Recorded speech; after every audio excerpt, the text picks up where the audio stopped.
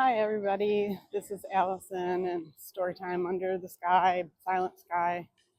And I decided to come outside today. It's really hot here down in the south.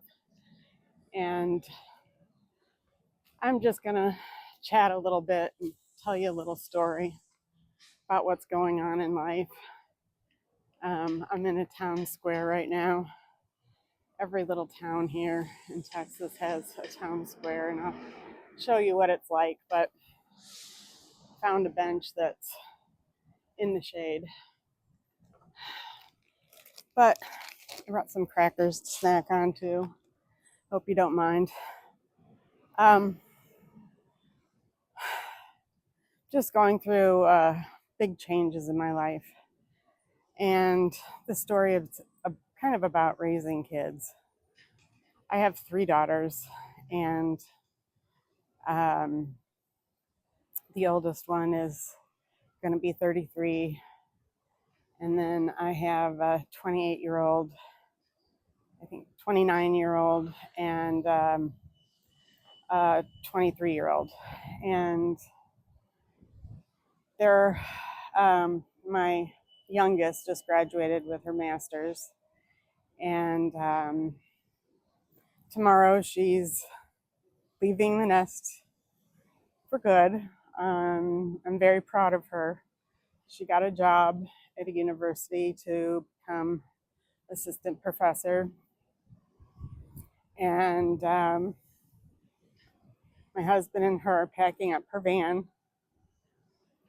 and we're going to be moving her a few states away. And I never got emotional when my kids went to college.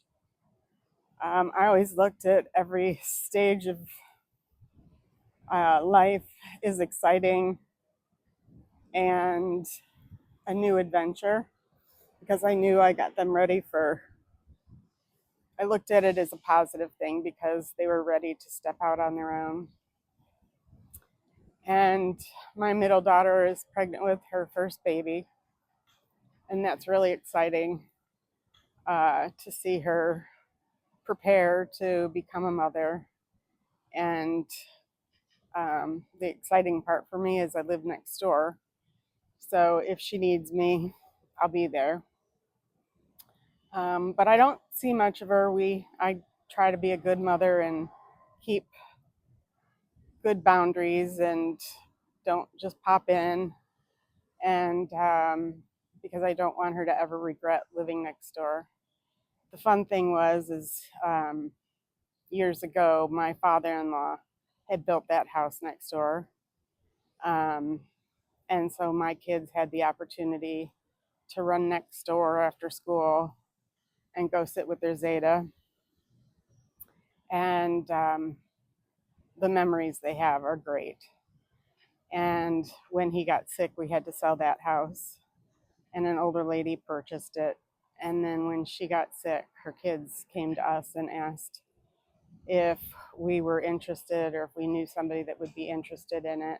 It just so happened at the time my daughter and son-in-law were living in a townhouse, and the building and the moving was just at an all-time high, and they said they were interested, um, which was really cool. So now they live in the house that my father-in-law had built, and so it really makes it special.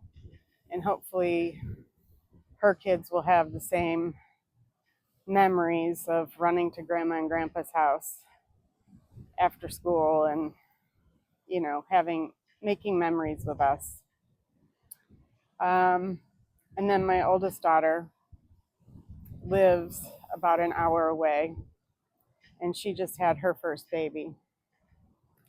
And three kids could be raised in the same house with the same rules, the same parents, the same everything, and all three kids are totally unique. And that's the fun thing about being human, right? Is that we all have our own interests, our own likes, and our own dislikes.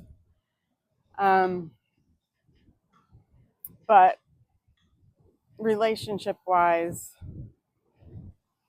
it breaks my heart. I don't know, feel like, where did I go wrong? I don't have much of a relationship with her since she had her baby. And I wish I knew why. Supposedly I do, and I don't really understand why, but to be healthy, I have had to distance myself because it was falling through to the relationships I have with my husband and my other kids and my friends and my own mental health. And I've decided that she knows where to find me. And I'm always going to be here with open arms. And I've just decided that I'm going to be writing a book, not to be published, kind of like a journal. And every time I see something that I want to tell her about, or I think about her or what we used to do, like a store that I just saw, I'm going to write down, I just saw our store and I remember when, and I wish you were here. Or I was thinking about you when I saw the sunflowers today. Because one day I was driving home from work and I had just learned that she really, really loved sunflowers. So I pulled over on the side of the highway and I jumped out of the car and I ripped down some sunflowers and I brought them home for her. And just little things like that I remember. So when I see sunflowers now, I always think of how excited she was when I came home with the sunflowers.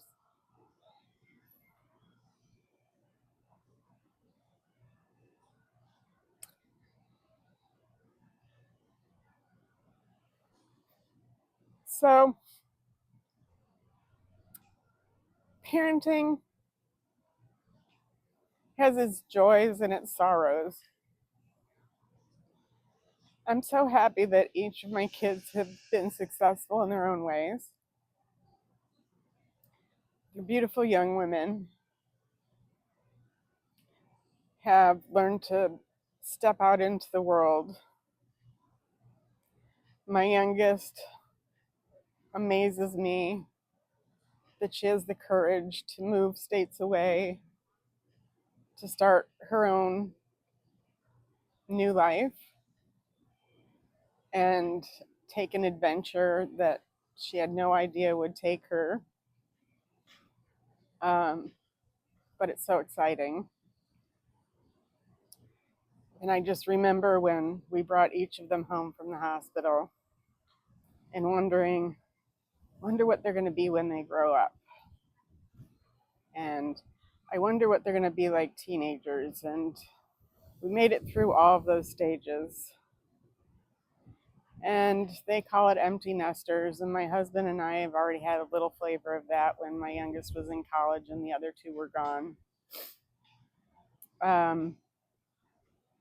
My husband right now is without a job, unfortunately, and we've had a lot of time together.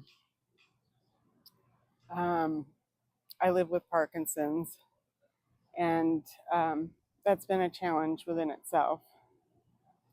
And it's all the more reason that I want a close relationship with my girls, because I don't want to get to that point where I'm not remembering things. Oh, there's a hummingbird. That reminds me of my aunt, who's going through breast cancer treatment right now. And whenever I'd go to, sorry, I'm going off topic. I go to Virginia to visit her. There's a hummingbird that sits outside her window, but it would only come when I was there. She called me the hummingbird lady. And she took a picture of it yesterday and sent it to me. And now I have a hummingbird here.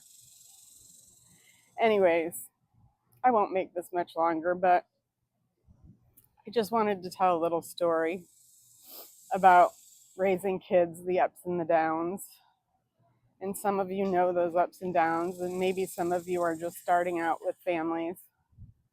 And I just want to say enjoy every single minute of every single day. Whether you're a mom of dogs, a mom of cats, a mom of children, or a mom of your nieces and nephews, it doesn't matter. The story's the same. You watch people grow up, you watch your friends grow old with you. Just enjoy those times and let them know how important they are, because you'll never get that time back. And for those you don't get to be with because they're too far away, or distance, time and travel, money gets in the way, drop them a note. That doesn't cost much. Just let your loved ones know that you love them every day. And that's my story for today. I'm going to turn the camera around and walk around this building because it is beautiful, and the sunshine sitting under the shade really wasn't as bad as I thought it was going to be because it's almost 100 degrees right now. But let me turn so this is the old town square where everything would happen, and everything is centered around the town square. People usually are doing yoga up here. All the fun stores, a lot of tattoo stores around here. Americana Tattoo, Three Wishes gift store is a favorite place of mine. There's a D&D store where people can go play Dungeons and Dragons, if you're familiar with that. And then there's a couple old theaters here. There is antique and thrift stores. There's an old recycled, that building, that pink building is a recycled bookstore. And oh, it's like a maze in there. Every nook and cranny is filled with different genres of books. I just love it. And there you see that open part between the buildings. They say it was haunted because every time they build onto it, that particular part of the building burns down. So it's up for sale again. And you can see people out having lunch. There's some bars the kids like to come up to because there's 2 universities in town here.